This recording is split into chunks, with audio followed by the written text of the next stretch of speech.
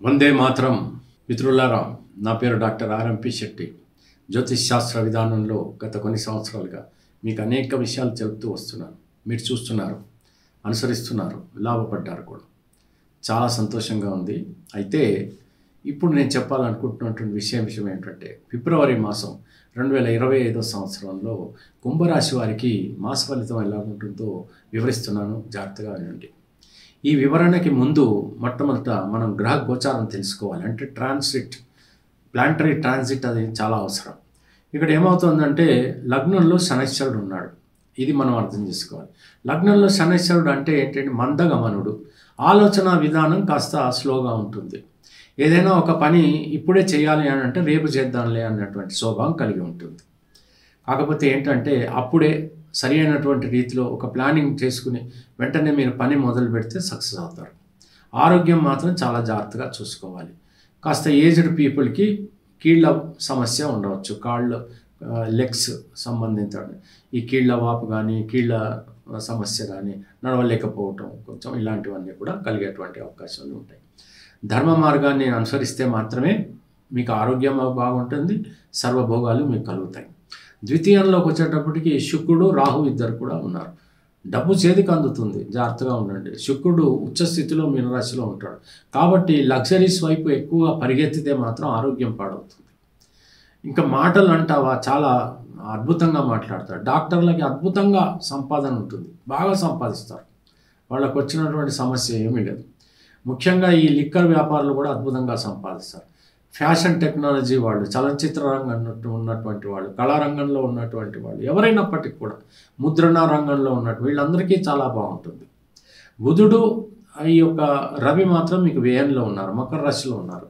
కాబట్టి కొంచెం జాగ్రత్తగా ఉండడానికి ప్రయత్నించారు. రవి ఎప్పుడైతే వ్యయంలో ఉంటాడో బీపీ పేషెంట్స్ జాగ్రత్తగా ఉండాలి. తర్వాత ఏమైనా చిన్న చిన్న మైగ్రేన్ పెయిన్స్, తలనొప్పి, కళ్ళు లాగటం ఇలాంటివి వస్తే వైద్య సదుపాయం కలిగించుకుని హ్యాపీగా ఉండడానికే ప్రయత్నించండి. ఇకపోతే మీకు ఇక్కడ గురువు ఎవరైతే ఉన్నారో చతుర్థ స్థానంలో ఉన్నాడు. జ్ఞానం ఏదైనా నేర్చుకోవాలి, ఇంకా పై చదువులు చదవాలి అని అనుకుంటే అవకాశాలు గట్టిగా ఉన్నాయి. ఇంట్లో మాత్రం వాతావరణం చాలా ప్రశాంతంగా ఉంటుంది, ఏ సమస్య ఉండదు. ఆయన ఇంకొకటి చతుర్థ స్థానంలో అంటే వృషభ రాశిలో ఉండి 3 స్థానాలను చూస్తాడు. అవి ఏ స్థానాలు అంటే అష్టమ స్థానం, ఆరోగ్యం బాగానే ఉంటుందని చెప్తున్నాడు. ఆ తర్వాత ఇక్కడ మనకి అర్థం కావాల్సింది దశమ స్థానాన్ని చూస్తున్నాడు. దశమ స్థానం అనేటప్పుడు వృత్తి స్థానం, అది కూడా బాగానే ఉంది. ఆ తర్వాత 12వ స్థానం, అనవసరమైనటువంటి ఖర్చులు పెట్టకుండా ఉంటుంది. శుభకార్యాల నిమిత్తం ఖర్చు చేసేటువంటి అవకాశాలు మనకు కనపడుతున్నాయి. ఈ రకంగా సాగేటువంటి కుంభరాశి వాళ్ళకి కుజుడు ఎక్కడున్నాడు అనే మనం కనుక చూసుకున్నట్టయితే పంచమంలో ఉన్నాడు. కొంచెం పిల్లలకి దెబ్బలు తగలకుండా చూసుకోవాలి. వాళ్ళు కొంచెం కోపము, ఆగ్రహ విషయాలతో ఉంటారు. మీరు ఒక చిన్న మాట అంటే వాళ్ళు రివోల్ట్ అవుతారు. కాబట్టి చాలా జాగ్రత్తగా వాళ్ళని మీరు ట్యాకిల్ చేసుకోగలగాలి. అప్పుడు మీకు కరెక్ట్గా ఏ ప్రాబ్లం లేకుండా ఉంటుంది. ఇక్కడ మనకి ఏంటంటే గ్రహస్థితులు కనుక తీసుకున్నట్లయితే, కేతువు కనుక తీసుకుంటే, ఈ కేతువు మీకు మరి అష్టమంలో ఉన్నాడు. కొంచెం ఏమవుతుందంటే మానసిక వ్యవస్థ ఒక్కోసారి డిప్రెషన్ మూడ్స్కి వస్తాయి. ఈ డిప్రెషన్లో మీరు ఏం చేస్తున్నారో మీకు తెలియదు. కాబట్టి ప్రతిరోజు కూడా వినాయకుడికి పూజ చేయండి, తప్పకుండా బాగుంటుంది. విదేశాలకు వెళ్ళాలి అని అనుకుంటున్నారు అనుకోండి, ప్రయత్నాలు చేయండి, తప్పకుండా వెళ్ళేటువంటి అవకాశాలు ఉన్నాయి. చలనచిత్ర రంగంలో అటు టెక్నీషియన్స్ కానీ, ఆర్టిస్టులు కానీ వీళ్ళందరికీ కూడా బాగుంది. ముఖ్యంగా బట్టల వ్యాపారులు కానీ, లేకపోతే ఫ్యాషన్స్, ఏదైనా cosmetics, liquor bar and restaurants, hotels, ఇవన్నీ కూడా అద్భుతంగా సాగుతాయి. వాహనాల బిజినెస్ చేసేవాళ్ళు, ఇవన్నీ కూడా బాగుంటాయి. లేకపోతే ట్రావెల్ ఏజెన్సీస్, టూరిస్టులు, వీళ్ళందరూ కూడా బాగుంటారు. ఈ రకంగా జరిగిపోతూ ఉంటుంది ఈ మాసం అంతా కూడా. ప్రతిరోజు తూచా తప్పకుండా కుంభరాశి వాళ్ళు హనుమాన్ చాలీసా చదవండి. శనైశ్వరుడు శాంతిస్తాడు.